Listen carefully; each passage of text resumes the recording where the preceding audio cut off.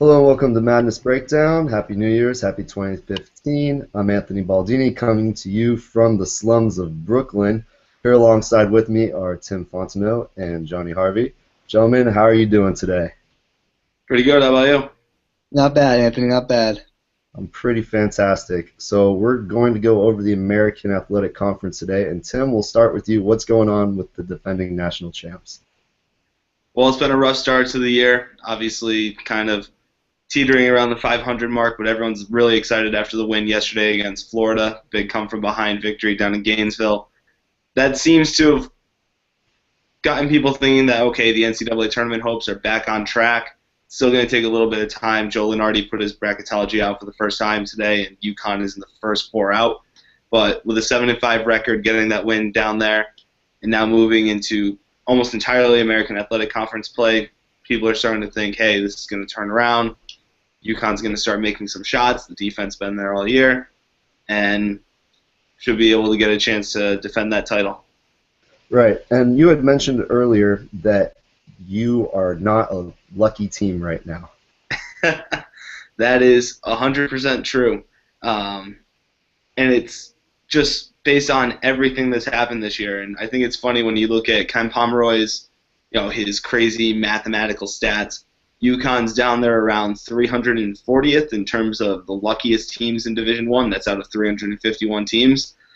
And it's based on the fact that your close games, you should win about 50% of them. So it should be like a 50-50 split between those close games. But in games that are decided by 10 points or less, UConn is 1-5 this year.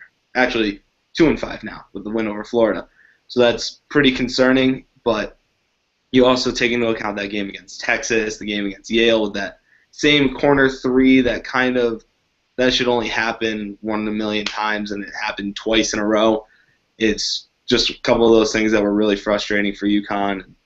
Once they start getting those shots to fall, like I said, the defense has been there all year, though that really shouldn't be an issue anymore. Now, what other kind of ways can they make their own luck? Because for us, outside perspective, it seems like it goes with their defense. Yeah, I mean, they need to keep playing solid defense and hope that they can get out in the fast break, get those big points off turnovers that they really thrived on last year in the NCAA tournament, and they need to learn how to play without Ryan Boatright. We saw that against Temple. It took them a while when he was off the floor, and it was kind of a scary situation for them to be in because they hadn't been exposed to that before. And when you think about the past couple of years, when Kemba Walker, hypothetically, if he had gone out, Shabazz Napier could have stepped into that role even as a freshman. When Shabazz went down, Ryan Boatright was there. But now with Ryan Boatright going out, you have to think, okay, can Rodney Purvis step up? It's been kind of a tough year for him dealing with an injury at the start, now just starting to get his confidence back. Daniel Hamilton, same thing, minus the injury. He's a freshman who's been really lacking the confidence up to this point and really teetering on mediocrity. And if they can figure out how to do that, and mind you, they have to start doing that because Boatright's a senior and he's going to be the only guy gone next year, they can really start to turn things around and really thrive. Okay. Now, you want to talk about a team that's really hitting their shots right now, somebody that maybe you want to talk to about that shooting form. Let's go over to Johnny and talk about what's going on with you. Well, unlike UConn, we came in with absolutely no expectations. Tulane did. And Tulane has exceeded expectations by far. The first game of the season, Tulane shot 1 for 20 beyond the three-point line. So that's 5%. That was pretty dismal. And after that game, and you're sitting in the press room, and Jay Hook, which is one of our big shooters on the team, he says that's never going to happen again. We're never going to have a bad shooting night like that. So you take off that game, I think the Wave are shooting almost around 40% from three. They're at I think 35 right now. I mean, they're shooting really well. And not only do they shoot the three really well, they defend the three really well. They're top 20 or top 25 in three-point shots made. So they really want you to beat them inside.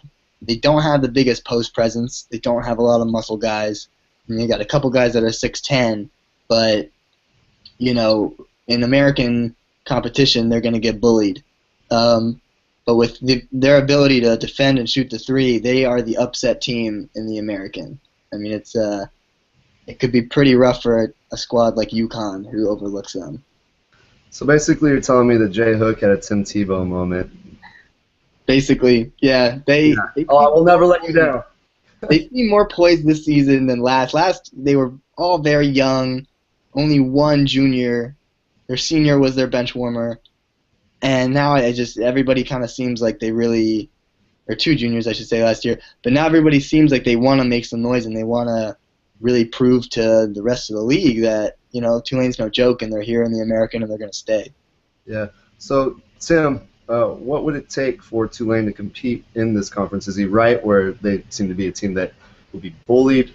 Can you kind of give him a little bit of introduction of what he should expect and how to maybe thrive? I know it changes year to year, but... Yeah, so basically the way Ed Conroy, the head coach, likes to play, he likes to play really guard heavy. He really likes to put his guards in ISO situations, and he likes and he really wants to have them rely on their three-point shot as well as their ability to drive to the lane. We got three great guards. He plays a 3-guard and a 2-forward rotation. I don't even think he has a listed center on the roster. But the 3 guards have worked really well together, and Jay Hook, Jonathan Stark, and Louis Dabney. Louis Dabney is kind of the motor of the team in a sense. He can really get the team's offense going. He can really set them up into good positions.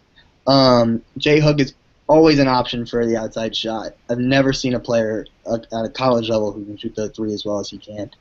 Oh. And Jonathan Stark is kind of that wild card. Jonathan Stark had an incredible game against Memphis the other day. I think he had 24 points, and you look at him and you have no idea how. He's this skinny little body at 6'1", but he's scrappy, and he can really get points fast. The only problem with Tulane is they're very in and out on defense, and they lose a lot of focus. But that happens with a new team and a new conference. So that would be, I think, where my caveat comes in when it comes to Tulane's size. You mentioned no one really above 6'10", play a lot of guards. I've seen what happens when teams play that against UConn, and Amita Brima, he goes by Hunger on Twitter and Instagram, and that's when he really gets hungry, is when he can just get above the rim and just bully those small teams. Yeah, we played Washington, and I think their center had 6 blocks. So you're going to have a field day if you're going to play Tulane. You got really short guards, too. I mean, I think Jay Hook's the tallest at 6'3". So they aren't, they're not a tall team by any matter. Their best rebounder is 6'6" and Trey Dry. So it's just it's an awkward, scrappy team, but somehow Conroy's kind of just preaching defense, and everybody's much more confident. Yeah, and I really like the way UConn's starting to come together a little bit, and just thinking about that again, like Amita Brima, when he has the chance to get above the rim and just dominate against Coppin State a couple weeks ago, right before the Duke game. 40 points. I believe he had 12 rebounds, and he had something like 5 blocks. And he was just an absolute machine. He didn't miss a shot. They were all just dunks and layups and turnaround hooks, which he thrives on. But UConn's a tall team that also likes to attack the rim. Their guards, Rodney Purvis at about 6'4", and Omar Calhoun's really starting to turn a corner now, too, after his serious injury issues. And then you've got Ryan Borey, who can just do pretty much anything. He can shoot the 3, he can drive, and it's going to be interesting to see how Tulane can stack up against a team like that, especially when you look at the whole scope of the conference. I'm really starting to think, like I was telling you guys before, that this is going to be a league where it comes down to who can hold their own on defense. You look at the perceived top 4 teams coming into this year were UConn, Cincinnati, Memphis, and SMU, and after that, who was it going to be? And besides you guys, Temple has really stepped up, getting the win over Kansas, getting the win over UConn last week, and it's been really big because of their defense. They're one of the top 40 teams in defensive efficiency, just like the other 4 teams. And if Tulane can, you said they're kind of in and out on defense, but if they can really lock in, then they could give those teams a run for their money. Tulane plays Temple January 7th. That's their next game. And I think you're really going to see that ideal come into motion. I think from that game, we're really going to have an idea of what both teams are like, because Tulane is the most volatile basketball team, just because they can get themselves in and out of games so quickly. They take a lot of long twos, they take a lot of long threes, and a lot of bad fast break opportunities that some smarter coaches will understand. You got to push right away. Don't let them set. You can use your size, get them into foul trouble. And I think this Temple game is going to be a big turning point one way or the other. Confidence is huge with Tulane. You could see them come out at Washington, basically take them to the last 4 minutes of the game, almost upsetting a number 13 team in the nation. And then, with that letdown, you go into Brooklyn to play St. John's at the Barclays Center, and you just lay a dud straight out. So, I like to say it just depends on how they woke up that morning, but it's really anybody's guess. All right. Well, I think we got pretty much everything covered for these two teams, at least for now. We're going to try and get another American Athletic Conference coming up soon. And double wording there. And, gentlemen, thank you for joining me today. Thanks a lot, Anthony. Thank you. Johnny, welcome to the conference, and best of luck to Thanks for having us. coming days. All right. Bye, gentlemen. Bye. Yeah.